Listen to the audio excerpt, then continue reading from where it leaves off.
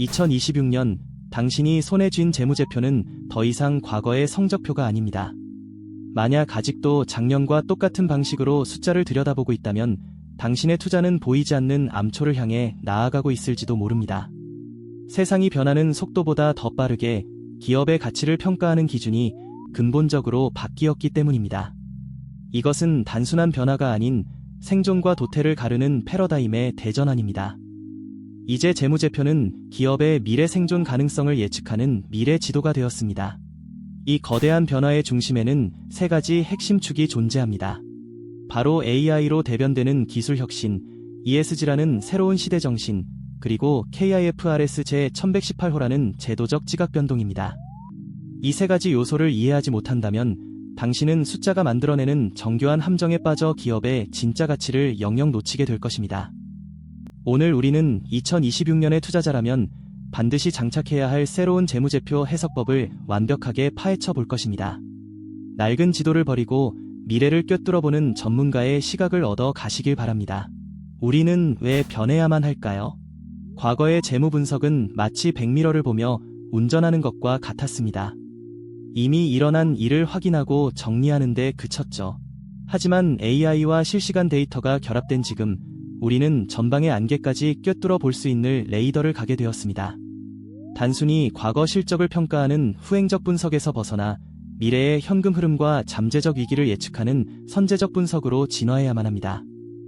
이것이 바로 2026년의 투자를 성공으로 이끄는 첫 번째 관문입니다. 스스로에게 한번 질문을 던져보시죠. 나는 아직도 작년의 방식으로 재무제표를 분석하고 있는가? 만약 이 질문에 망설임 없이 아니오라고 답할 수 없다면 지금 이 순간이 바로 당신의 투자 인생에서 가장 중요한 변곡점이 될 것입니다. 2026년의 시장은 더 이상 과거의 성공 방정식에 머무는 투자자를 기다려주지 않습니다.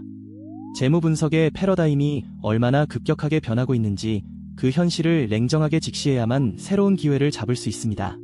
가장 먼저 우리 앞에 닥친 거대한 변화는 바로 KIFRS 제1118호의 도입입니다.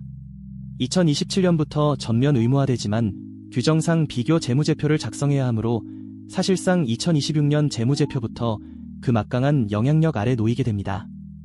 이 변화의 핵심은 손익계산서의 구조가 완전히 새롭게 짜인다는 점입니다. 기존의 단일 영업손익 개념이 역사 속으로 사라지고 기업의 이익을 세 가지 명확한 범주로 나누어 표시하게 됩니다. 이는 단순한 회계 기준의 변경을 넘어 기업의 속사를 들여다보는 방식을 근본적으로 바꾸는 혁명과도 같습니다. 새로운 손익계산서는 기업의 이익을 영업손익, 투자손익, 재무손익이라는 세 가지 명확한 바구니에 나누어 담습니다. 이게 왜 중요할까요? 기존에는 기업마다 영업이익을 계산하는 기준이 제각각이라 A기업과 B기업의 핵심 사업 경쟁력을 직접 비교하기 어려웠습니다. 하지만 이제 기업의 주력 사업에서 벌어들인 돈, 즉 영업손익이 명확하게 분리됩니다. 덕분에 우리는 이 기업이 정말 장사를 잘해서 돈을 버는 것인지 아니면 보유한 부동산이나 주식 투자로 일시적인 이익을 낸 것인지 한눈에 간파할 수 있게 됩니다. 투명성과 비교 가능성이 획기적으로 높아지는 것입니다. 이러한 변화는 결국 투자자에게 더 정교하고 합리적인 판단의 근거를 제공합니다. 기업의 핵심 사업이 꾸준히 성장하고 있는지 혹은 비주력 자산 매각으로 이익을 부풀리고 있지는 않은지 그 본질을 꿰뚫어 볼 수 있게 되죠. 더 이상 기업이 제시하는 영업이익이라는 숫자에 현혹되지 않고 이익의 질을 스스로 평가할 수 있는 강력한 무기를 얻게 되는 셈입니다. 이 새로운 기준을 이해하고 활용하는 투자자만이 2026년 시장의 진정한 승자가 될 수 있을 것입니다. 하지만 재무제표의 숫자는 과거의 결과일 뿐 기업의 미래를 온전히 보장하지는 못합니다. 2026년의 현명한 투자자는 숫자를 넘어 기업의 미래 대응 능력을 읽어내야 합니다. 그리고 그 핵심 키워드가 바로 AI와 ESG입니다. 전통적인 재무 분석이 과거의 성적을 평가하는 데 머물렀다면 이제 우리는 AI와 ESG라는 새로운 렌즈를 통해 기업의 지속 가능성과 성장 잠재력을 측정해야 합니다. 이것이 바로 숫자의 함정을 피하고 미래 가치를 발견하는 두 번째 열쇠입니다. 전통적 재무 분석과 미래형 재무 분석의 차이는 명확합니다. 과거에는 분기나 연간 보고서에 의존해 과거 실적을 평가하는 것이 전부였습니다. 하지만 이제는 AI를 기반으로 실시간 데이터를 통합 분석하여 미래를 예측하고 시뮬레이션하는 시대로 접어들었습니다. 분석의 관점은 과거에서 미래로, 데이터의 범위는 재무를 넘어 비재무적인 ESG 영역까지 확장되었습니다. 이는 단순히 기업의 성과를 평가하는 것을 넘어 미래의 성장 잠재력과 예측 불가능할 리스크까지 관리하는 차원으로의 근본적인 진화를 의미합니다. AI는 어떻게 기업의 미래를 예측할까요? 머신러닝 알고리즘은 과거의 재무 데이터뿐만 아니라 시장 트렌드, 뉴스, 소셜미디어 데이터와 같은 수많은 비정형 데이터까지 학습합니다. 이를 통해 미래의 매출과 비용, 현금 흐름을 놀라울 정도로 정확하게 예측해냅니다. 더 나아가 금리 인상이나 원자재 가격급 등과 같은 다양한 위기 시나리오를 시뮬레이션하여 기업이 얼마나 잘 버텨낼 수 있는지, 즉 재무적 회복 탄력성을 측정할 수 있게 해줍니다.